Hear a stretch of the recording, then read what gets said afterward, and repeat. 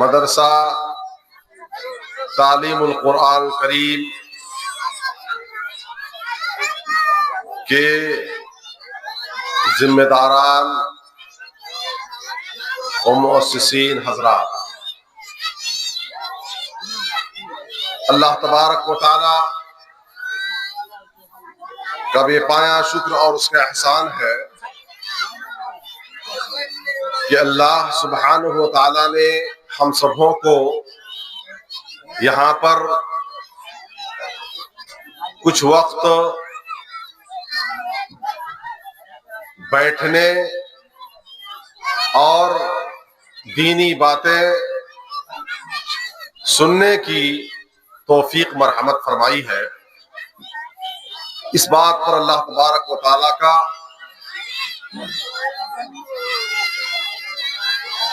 نہایت ہی زیادہ شکر گزاری کی ضرورت ہے، اور ہم شکر گزاری اللہ تبارک و تعالیٰ کی کرتے ہیں۔ میرے بزرگوں، دوستو، جیسا کہ ابھی ناظم جلسہ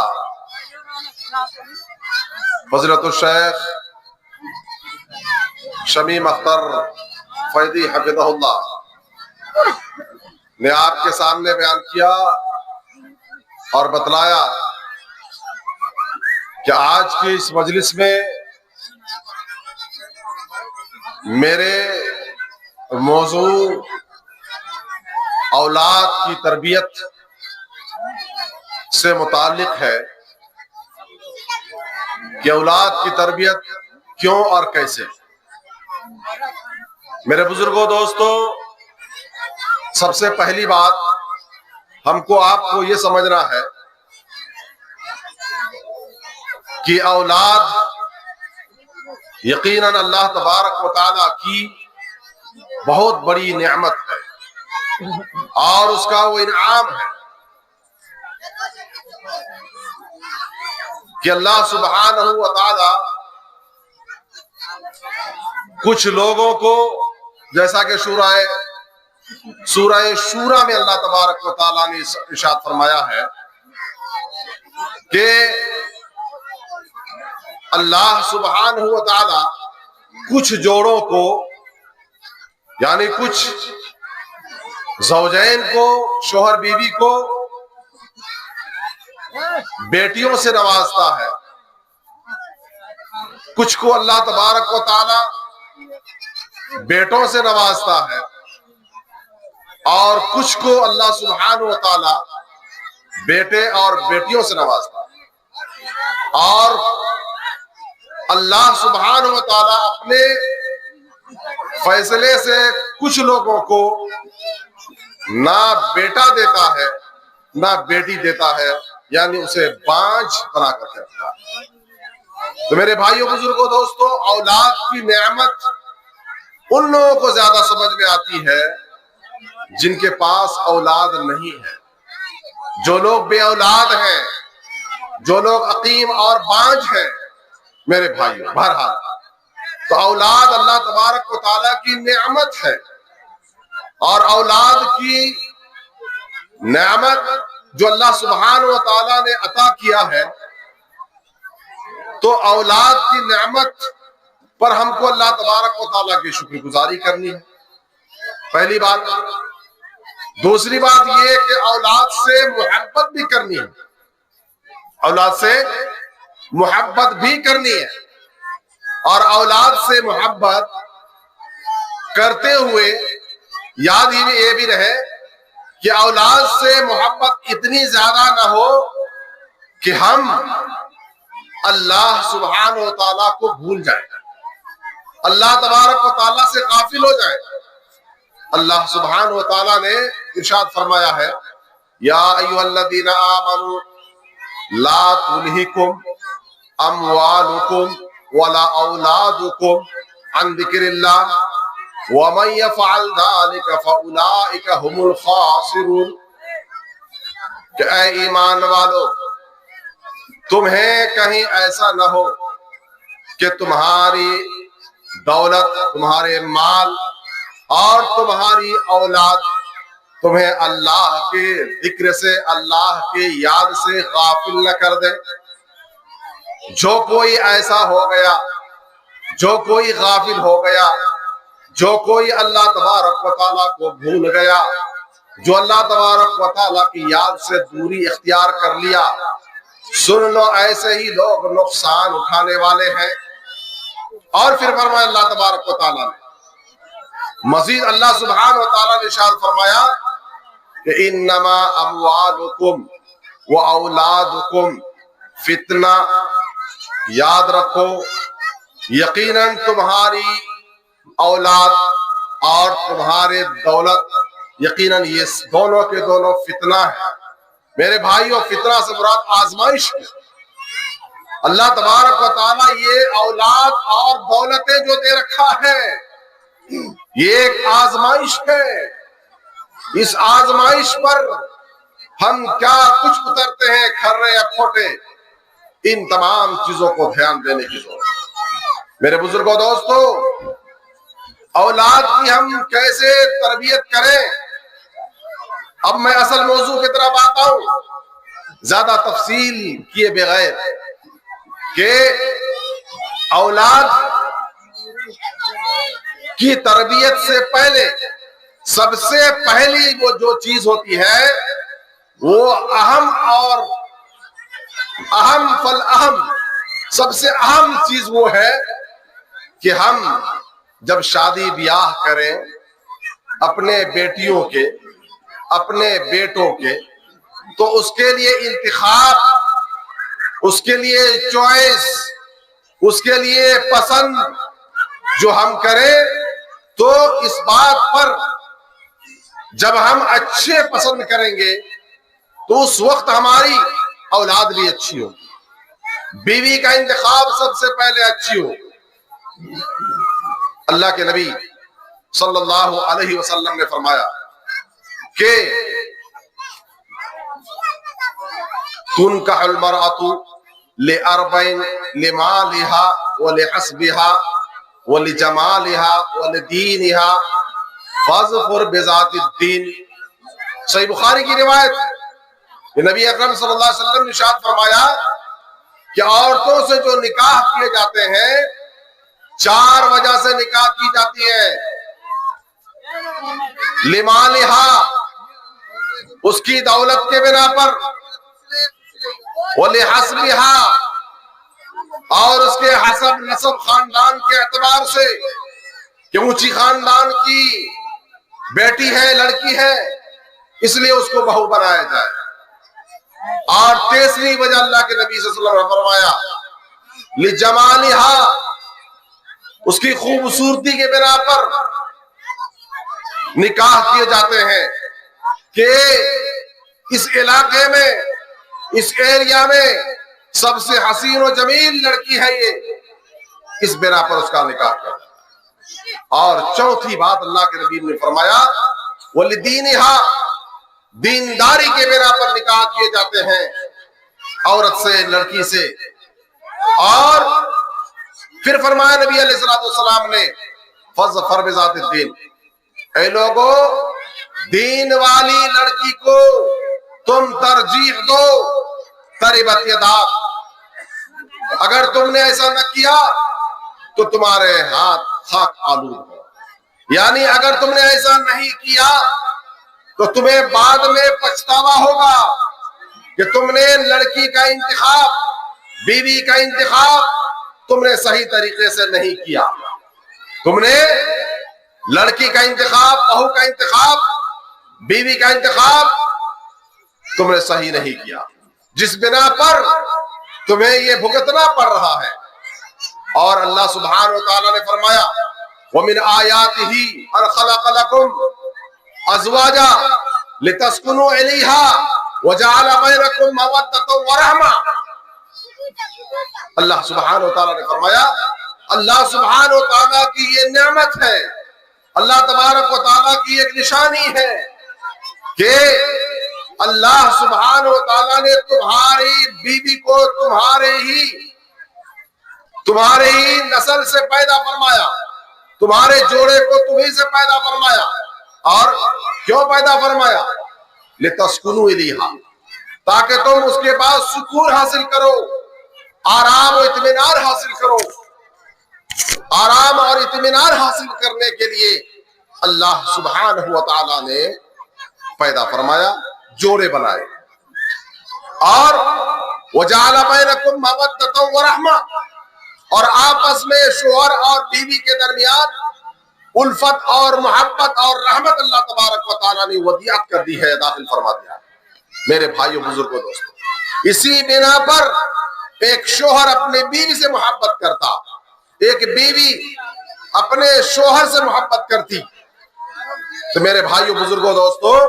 جب ہمارا انتخاب درست ہوگا، جب ہمارا انتخاب درست ہوگا لڑکیوں کے سلسلے میں، بہو کو اپنے گھر لانے کے سلسلے میں، تو ایسے وقت میں ہمیں پچھتاوا نہیں ہوگا. یہ محبت اور یہ رحمت اور یہ دینداری ہمیشہ برقرار رہے گی. اس کی مثال میں آپ کو دوں کہ اللہ کے رسول صلی اللہ علیہ وسلم نے جب پہلا نکاح فرمایا، نبی علیہ السلام نے جب پہلی شادی فرمائی، تو پہلی شادی رسول اللہ صلی اللہ علیہ وسلم کی ہوئی مکہ کے سب سے باعزت، سب سے اچھی اور سب سے دیندار،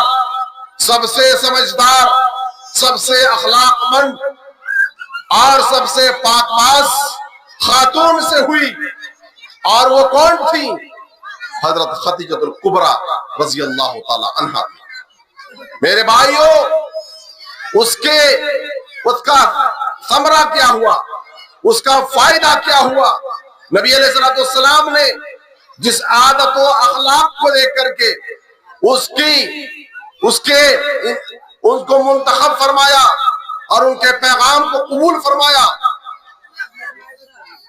ان کے عادات اور اخلاق سے مطمئن ہو کر کے جو قبول فرمایا نبی علیہ السلام نے، اس کا فائدہ یہ ہوا میرے بھائیوں، بزرگوں، دوستوں، کہ اللہ کے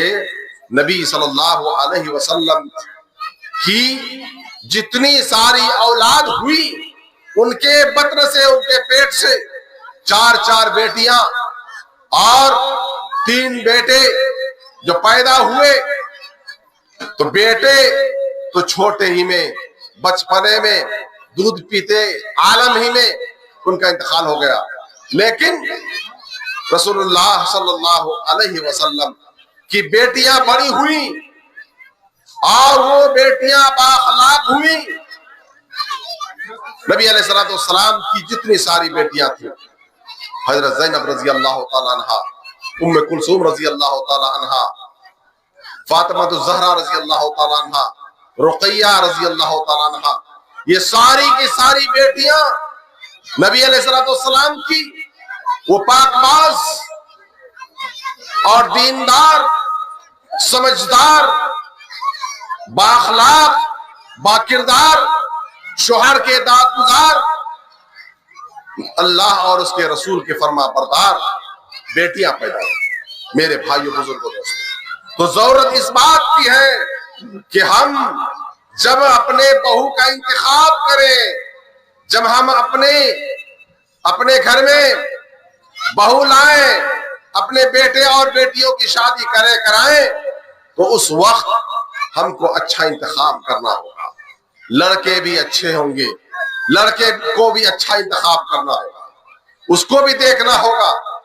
میرے بھائیوں، بزرگوں، دوستوں، تبھی جا کر کے یہ محبت اور الفت پیدا ہو. دوسری بات یہ کہ اللہ کے نبی صلی اللہ علیہ وسلم کا طریقہ رسول یہ تھا کہ اپنے بچوں کے ساتھ محبت کرتے اور ساتھ ساتھ ان کے ساتھ نرمی بھی کرتے، رحم و کرم کا بھی معاملہ فرماتے. نبی علیہ السلام سخت مزاج نہیں تھے، نبی صلی اللہ علیہ وسلم سخت مزاج نہیں تھے، غصیلے انسان نہیں تھے. لیکن ہاں، خلاف ورزی کی صورت میں نبی علیہ السلام یعنی اللہ کے خلاف کوئی انسان کام کرے، اللہ کے رسول کے خلاف جو کوئی کام کرے، احکام کے خلاف جو کام کرے، ایسے اوپر سخت ہوتے.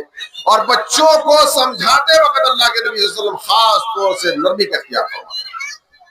حضرت انس رضی اللہ تعالیٰ عنہ کہتے ہیں کہ میں نے اللہ کے نبی صلی اللہ علیہ وسلم کی 10 سال تک خدمت کیا، لیکن اللہ کے نبی صلی اللہ علیہ وسلم نے 10 سال کے اندر ان کی جو خدمت کیا، میں ان کے جوتے درست کرتا، میں ان کے مسواک کے لیے کرنے کے لیے مسواک لے کے آتا، وضو کرنے کے لیے پانی لے کے آتا، نبی علیہ السلام کے بچھونا میں بچھاتا، نبی صلی اللہ علیہ وسلم کے لیے جتنے سارے ضرورت کی چیزیں ہوتی، میرا آنا جانا لانا یہ میرا کام ہوگا. لیکن اللہ کے نبی صلی اللہ علیہ وسلم نے 10 سال کی زندگی میں میرے خدمت کے دوران کبھی بھی نبی علیہ السلام نے یہ نہیں کہا کہ اے انس تم نے یہ کام کیوں کیا.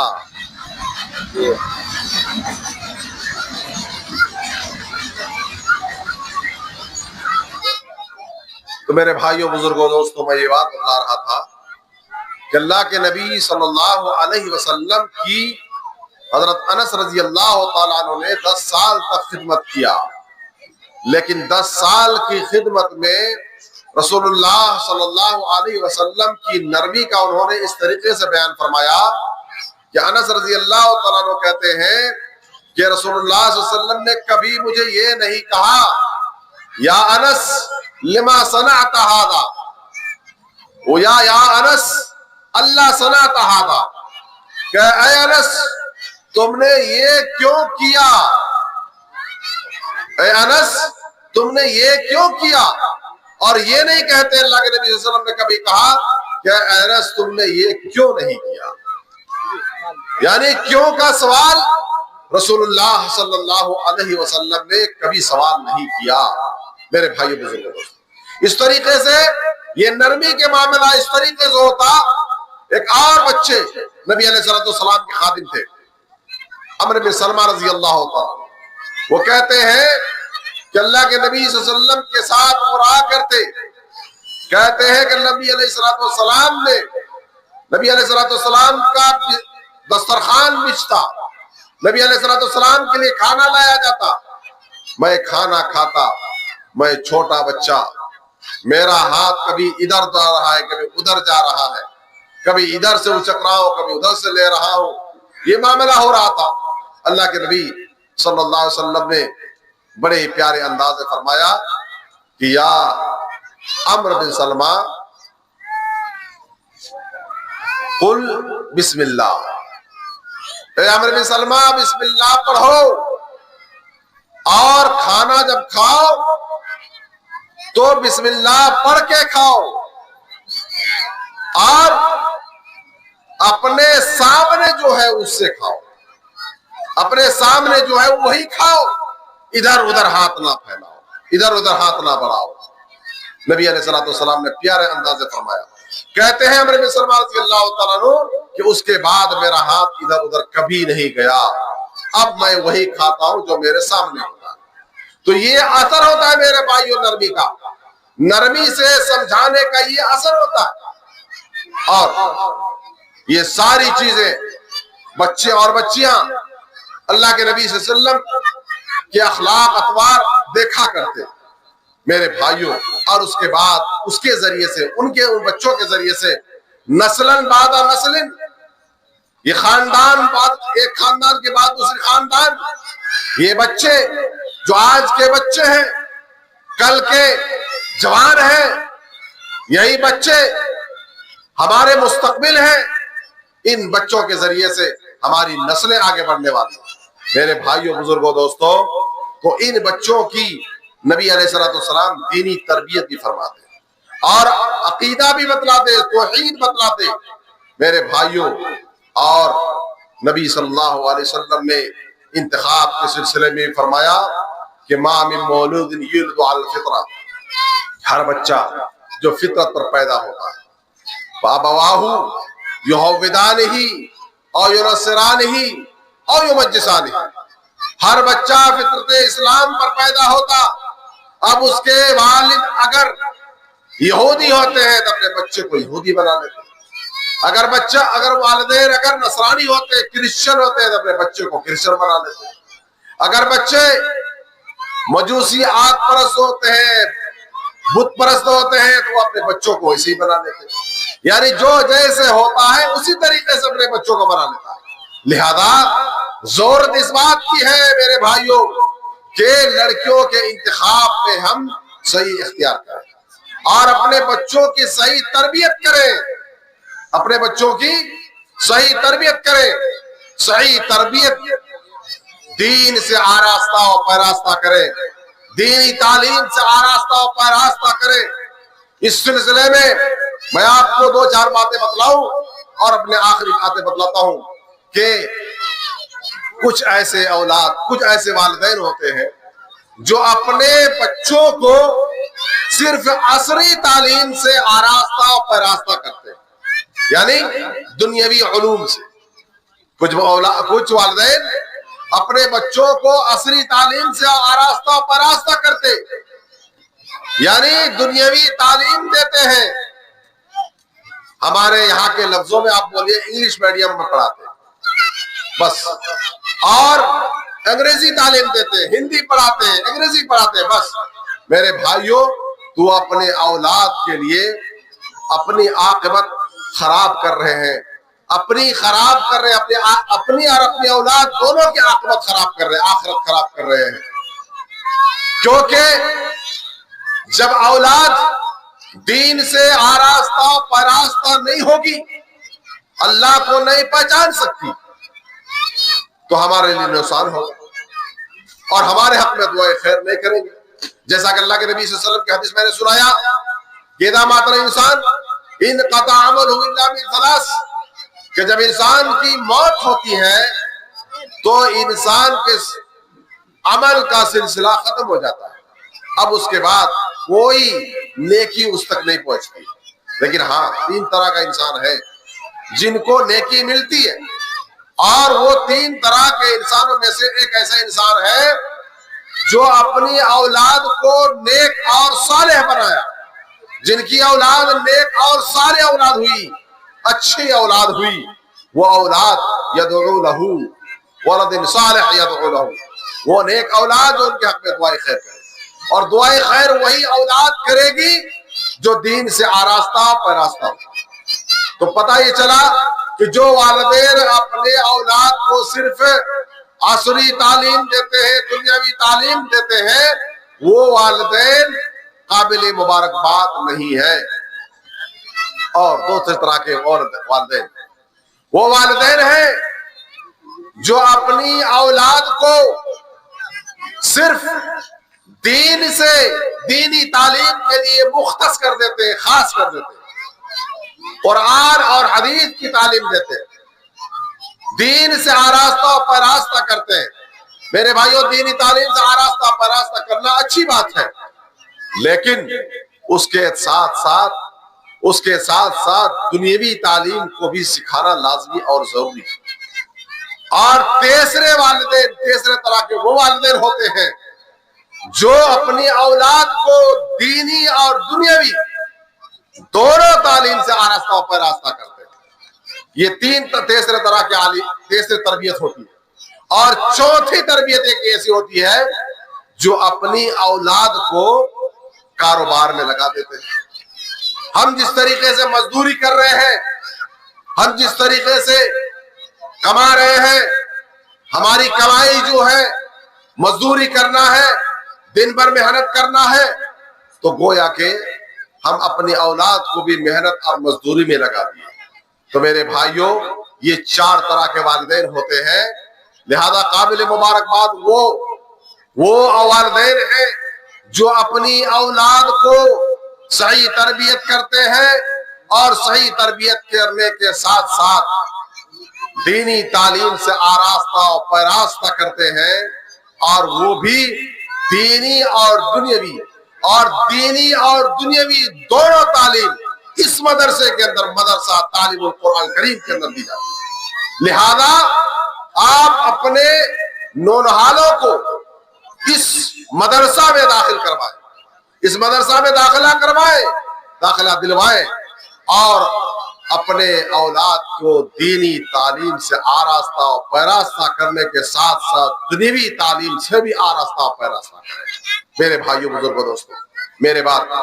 علماء کرام کی ہمیں یہاں پر ایک فہرست لگی ہوئی ہے۔ علماء کرام کی تعداد، باتیں تو بہت ساری ہیں لیکن وقت ہمیں ساتھ نہیں دیتا، کیونکہ علماء کرام کے بھی بیانات آپ کو سننا ہے۔ اس لیے میں یہیں سے اپنی باتوں کو ختم کرتا ہوں، اللہ تبارک و تعالیٰ سے دعا کرتے ہوئے کہ اللہ تعالیٰ ہمیں قرآن و سنت کے مطابق عمل کی توفیق عطا فرمائے، ہمیں دینی تعلیم سے آراستہ و پیراستہ اور ساتھ ساتھ عصری علوم سے بھی آراستہ و پیراستہ ہم سب کو عطا فرمائے، ہمارے لیے یہاں بیٹھنے کو قبولیت کا درجہ عطا فرمائے۔ ربنا تقبل منا انک انت السمیع العلیم۔ السلام علیکم ورحمۃ اللہ وبرکاتہ۔